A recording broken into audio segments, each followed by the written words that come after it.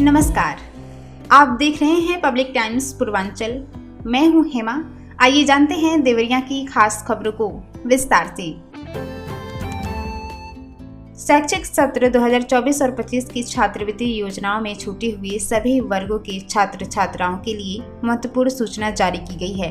जिला समाज कल्याण अधिकारी सुधीर पांडे ने बताया कि छात्रवृत्ति एवं शुल्क प्रतिपूर्ति पोर्टल 20 नवंबर से 26 नवंबर 2025 तक दोबारा खोला गया है, ताकि पूर्व में छूटे हुए विद्यार्थी प्रक्रिया पूरी कर सकें। जिन छात्रों का मास्टर डाटा शैक्षिक संस्था द्वारा लॉक नहीं किया गया था या किसी त्रुटि के कारण जानकारी पूर्ण नहीं हो सकी थी, अब वे निर्धारित अवधि में अपना दस्तावेज और विवरण लॉक करा सकते हैं। इसमें पाठ्यक्रम, संस्था का नाम, सीटों की संख्या, शुल्क संरचना और संबंधित बोर्ड या विश्वविद्यालय की जानकारी शामिल है। अधिकारी के अनुसार जिन छात्रों का वार्षिक सत्यापन और वार्षिक साक्ष्य अपलोड लंबित है, वे भी इस अवधि में अपनी प्रक्रिया पूरी कर लें। प्रथम चरण की आवेदन प्रक्रिया पूरी हो चुकी है, इसलिए यह अवसर केवल छूटे हुए विद्यार्थियों और संस्थानों के लिए है। उन्होंने सभी शिक्षण संस्थानों से अनुरोध किया है कि 20 से 26 नवंबर के बीच लंबित कार्य पूरा कराएं, क्योंकि अंतिम संस्था स्तरीय पुष्टि और वार्षिक सत्यापन की आखिरी तिथि 29 नवंबर 2025 तय की गई है। समय पर कार्रवाई से पात्र छात्रों को छात्रवृत्ति पाने में किसी भी प्रकार की परेशानी नहीं होगी। राजकीय औद्योगिक शिक्षण संस्थान गौरी बाजार की ओर से प्रशिक्षणार्थियों के लिए प्लेसमेंट का अवसर उपलब्ध कराया गया है। इसके तहत Sai auto private limited Sonipat Haryana द्वारा कैंपस प्लेसमेंट का आयोजन किया जाएगा। यह प्लेसमेंट 25 नवंबर 2025 को प्रातः 10 बजे संस्थान परिसर गौरी बाजार में होगा। इस प्लेसमेंट में ITI उत्तीर्ण सभी व्यवसायियों के महिला एवं पुरुष अभ्यर्थी शामिल हो सकते हैं। अभ्यर्थी की न्यूनतम आयु 18 वर्ष निर्धारित की गई है। अभ्यर्थी को अपने साथ शैक्षणिक प्रमाण पत्र, Aadhaar card, PAN card, bank passbook, biodata और 4 पासपोर्ट साइज फोटो की मूल प्रतियां लानी होंगी। कंपनी द्वारा चयनित अभ्यर्थियों को 13,105 रुपये प्रति माह का CTC प्रदान किया जाएगा। संस्थान के प्राचार्य श्री किंकर राम ने कहा कि इच्छुक और योग्य अभ्यर्थी निर्धारित तिथि और समय पर पहुंचकर इस रोजगार अवसर का लाभ उठाएं। राज्य विधिक सेवा प्राधिकरण लखनऊ के निर्देश पर जिला विधिक सेवा प्राधिकरण के सचिव एवं अपर जिला एवं सत्र न्यायाधीश मनोज कुमार तिवारी ने जिला कारागार देवरिया का औचक निरीक्षण किया। उन्होंने पराविधिक स्वयं सेवकों को जिला लीगल क्लिनिक के प्रपत्र व्यवस्थित करने व बंदियों के विधिक अधिकार दिलाने के निर्देश दिए। जिला पराविधिक स्वयं सेवक सुरेंद्र साहनी को बंदियों को साक्षर और जागरूक बनाने में योगदान के लिए सम्मानित किया गया। सचिव ने ठंड में वृद्ध व बीमार बंदियों को गर्म कपड़े उपलब्ध कराने तथा आवश्यक विधिक सहायता सुनिश्चित करने के निर्देश दिए। निरीक्षण के दौरान उन्होंने प्रत्येक बैरक में जाकर बंदियों की समस्याएं सुनी, जिनमें निःशुल्क अधिवक्ता, दवा उपलब्धता और परिजनों से बातचीत जैसे मुद्दे शामिल रहे। उन्होंने कहा कि जिला विधिक सेवा प्राधिकरण बंदियों के विधिक अधिकारों की रक्षा के लिए सदैव तत्पर है। निरीक्षण में जेल अधीक्षक प्रेम सागर शुक्ला, जेलर राजकुमार, डिप्टी जेलर अम्बरीश कुमार सहित अन्य स्टाफ मौजूद रहे। हौसलों के तर्कस में कोशिशों का वह तीर जिंदा रखो, हार जाओ चाहे जिंदगी में सब कुछ, फिर से जीतने की उम्मीद जिंदा रखो।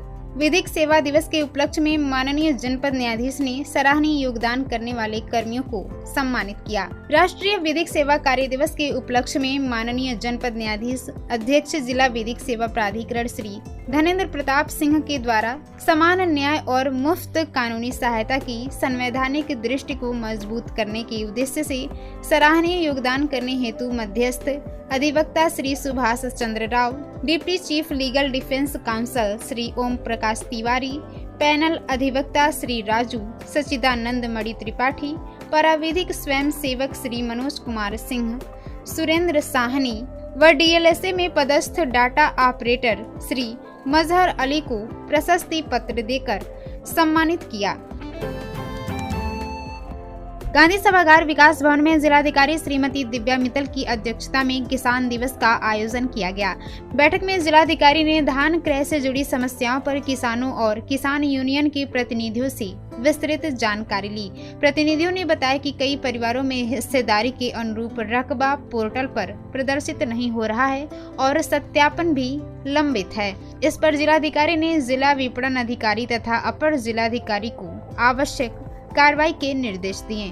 जिलाधिकारी ने किसानों से कहा कि जिन परिवारों के सदस्य बाहर रहते हैं वे बटाईदार के रूप में पंजीकरण कराकर धान बिक्री की प्रक्रिया पूरी कराएं।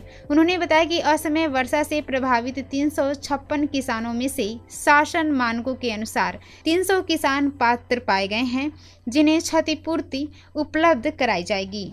धान क्रय से संबंधित समस्याओं पर आगे की समीक्षा के लिए जिलाधिकारी ने 15 दिन बाद दिसंबर के प्रथम सप्ताह में पुनः बैठक आयोजित करने के निर्देश दिए, जिसमें सभी उप जिलाधिकारी और कृषि संबंधी विभागों की उपस्थिति अनिवार्य होगी। उप कृषि निदेशक ने पिछले माह प्राप्त शिकायतों के निस्तारण की जानकारी दी और विभागीय योजनाओं का विवरण प्रस्तुत किया। उन्होंने बताया कि जनपद के लिए 500 मीट्रिक टन जिप्सम की आपूर्ति शीघ्र कराई जाएगी, जिसका वितरण सभी विकास खंडों के राजकीय बीज गोदामों से किया जाएगा।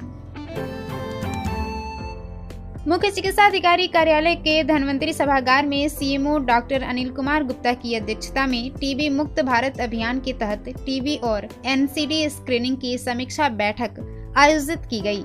बैठक में पथरदेवा, रामपुर कारखाना, देसई देवरिया और तरकुलवा ब्लॉक के सामुदायिक स्वास्थ्य अधिकारियों ने हिस्सा लिया। समीक्षा के दौरान सीएमओ ने लापरवाही पर नाराजगी व्यक्त की और सभी सीएचओ को निर्देशित किया कि लक्षित आबादी का 30% तथा उच्च जोखिम वाली आबादी का 100% टीबी स्क्रीनिंग हर हाल में सुनिश्चित करें।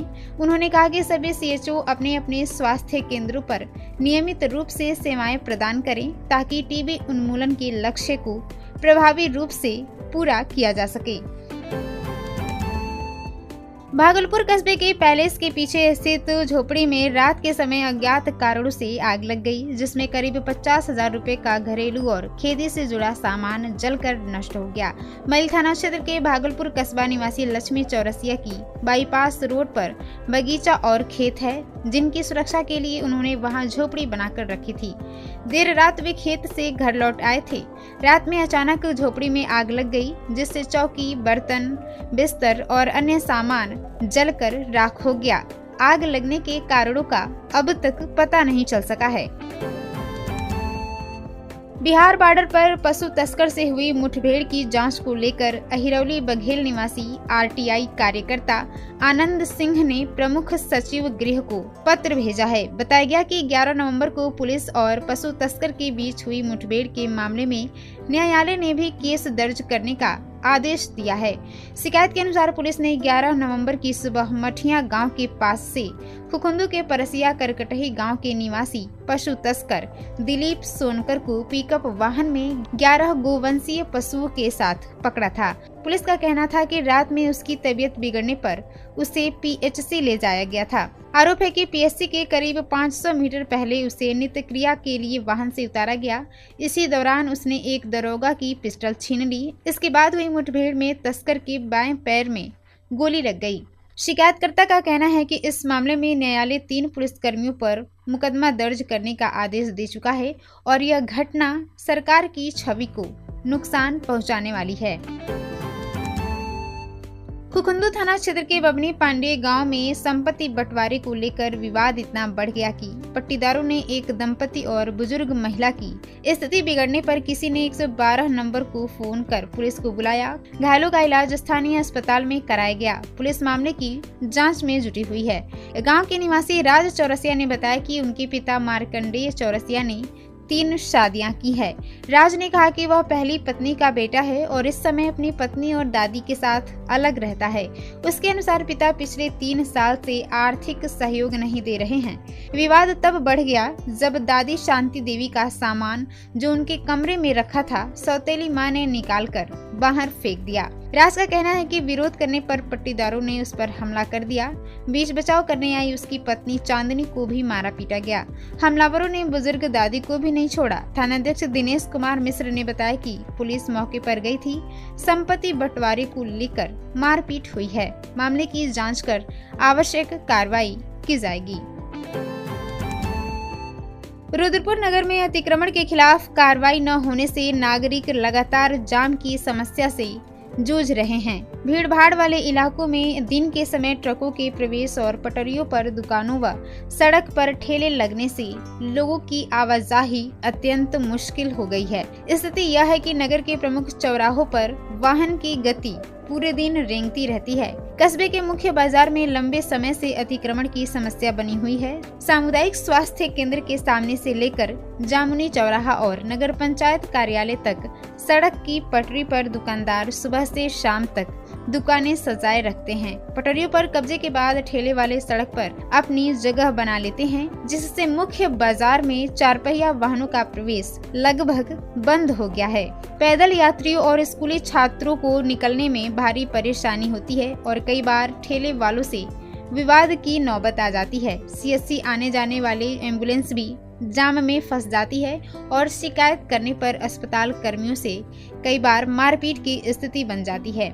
बस स्टेशन से तहसील रोड तक सड़क चौड़ी होने के बावजूद पटरी पर अवैध कब्जे के कारण जाम की समस्या लगातार बनी हुई है। बीच बाजार से लेकर प्रमुख चौराहों तक ट्रकों की आवाजाही से लोग घंटों जाम में फंसे रहते हैं, जिससे दैनिक जीवन प्रभावित हो रहा है। नौतन हथियागढ़ गांव में छोटी गंडक नदी में भैंस नहलाने के दौरान डूबे युवक का शव तीसरे दिन सुबह नदी में उतराया मिला। पुलिस स्थानीय लोगों की मदद से शव को बाहर निकालने में सफल रही। शव को पोस्टमार्टम के लिए भेजने में वाहन न उपलब्ध होने पर पुलिस करीब 3 घंटे तक इंतजार करती रही। गांव के लोगों ने खुद वाहन की व्यवस्था की, तब जाकर शव देवरिया भेजा जा सका। इस देरी को लेकर ग्रामीणों में नाराजगी देखी गई। रामपुर कारखाना थाना क्षेत्र के नौतन हथियागढ़ गांव का 19 वर्षीय अभिषेक सोमवार को भैंस चराने गया था। दोपहर में भैंस को नदी में नहलाते समय वह फिसलकर गहरे पानी में डूब गया। साथियों के शोर मचाने पर बड़ी संख्या में मौके पर लोग जुट गए। सूचना पर पहुंची पुलिस ने ग्रामीणों की मदद से तलाश शुरू की। दूसरे दिन लखनऊ से आई एसडीआरएफ की टीम ने नदी में खोजबीन की, लेकिन देर शाम तक कोई सुराग नहीं मिला। सुबह एसडीआरएफ की टीम खोजबीन में लगी थी, तभी करीब 9 बजे स्थानीय लोगों ने डूबने वाली जगह के पास किनारे अभिषेक का शव उतराया देखकर शोर मचाया। पुलिस ने ग्रामीणों की मदद से शव बाहर निकलवाया। सूचना मिलते ही परिवार के लोग मौके पर पहुंचे और शव की पहचान होते ही कोहराम मच गया। राज्य विधिक सेवा प्राधिकरण लखनऊ के निर्देशानुसार जिला विधिक सेवा प्राधिकरण देवरिया में जिला स्तर पर 10 तथा तहसील स्तर पर 5 कुल 15 की संख्या तक पराविधिक स्वयं सेवकों का चयन किया जाना है, जिनकी शैक्षिक योग्यता हाई स्कूल पास है। पराविधिक स्वयं सेवक के रूप में नियुक्त हेतु अध्यापक, सेवानिवृत्त राजकीय कर्मचारी एवं वरिष्ठ नागरिक, आंगनबाड़ी कार्यकर्ती, डॉक्टर, लॉ स्टूडेंट, गैर राजनीतिक व्यक्ति, एनजीओ, क्लब या सामाजिक संगठनों के प्रतिनिधि, सदस्य महिला मैत्री संगठनों, स्वयं सहायता समूहों आदि से जुड़े व्यक्ति भी आवेदन कर सकते हैं। नियुक्ति पराविधिक स्वयं सेवकों को कोई वेतन देय नहीं है। समय समय पर राज्य विधिक सेवा प्राधिकरण, जिला विधिक सेवा प्राधिकरण द्वारा निर्धारित मानदेय देय होगा।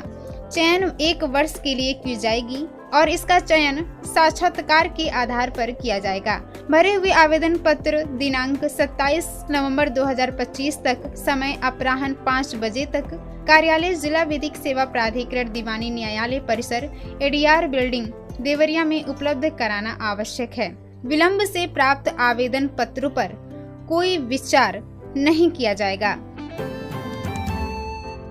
आपको बताते चले कि बरियारपुर थाना क्षेत्र के लंगड़ा गांव में रात को नवविवाहिता अनुराधा चौरसिया की संदिग्ध परिस्थितियों में मौत हो गई। सूचना पर पहुंची पुलिस ने शव को कब्जे में लेकर पोस्टमार्टम के लिए भेज दिया। दहेज हत्या के आरोपों के आधार पर पुलिस ने मृतका के पति अमरेंद्र चौरसिया और ससुर रामप्रसाद चौरसिया को हिरासत में ले लिया है। अनुराधा चौरसिया अपने कमरे में मृत पाई गई थी। ग्रामीणों के अनुसार शाम के समय अनुराधा और उनके पति के बीच किसी बात को लेकर कहासुनी हुई थी। इसके बाद अमरेंद्र घर से बाहर निकल गया। जब वह लौट कर आया तो अनुराधा का कमरा अंदर से बंद मिला। खिड़की से झांकने पर वह दुपट्टे के सहारे पंखे से लटकी दिखाई दी। अमरेंद्र ने दरवाजा तोड़कर उसे उतारा, लेकिन तब तक उसकी मृत्यु हो चुकी थी। इसके बाद पुलिस और मां के पक्ष को सूचना दी गई। मामले की जानकारी मिलते ही थानाध्यक्ष दीपक सिंह टीम के साथ मौके पर पहुंचे। नायब तहसीलदार गंगाराम की उपस्थिति में पंचनामा कर शव को पोस्टमार्टम के लिए भेजा गया। मृतका के भाई विशाल चौरसिया ने आरोप लगाया कि बहन की शादी 30 अप्रैल को हुई थी और तब से ही उसे दहेज के लिए प्रताड़ित किया जा रहा था। उनका कहना है कि बुधवार को बहन की विदाई होनी थी, लेकिन ससुराल वालों ने दहेज की मांग को लेकर उसकी हत्या कर दी। थानाध्यक्ष दीपक सिंह ने बताया कि मामले की जांच की जा रही है। पोस्टमार्टम रिपोर्ट आने के बाद ही मौत के कारणों का पता चल सकेगा। ये थी देवरिया की खास खबर। आप इसे देख रहे थे पब्लिक टाइम्स पूर्वांचल पर। मैं थी आपके साथ हेमा। नमस्कार।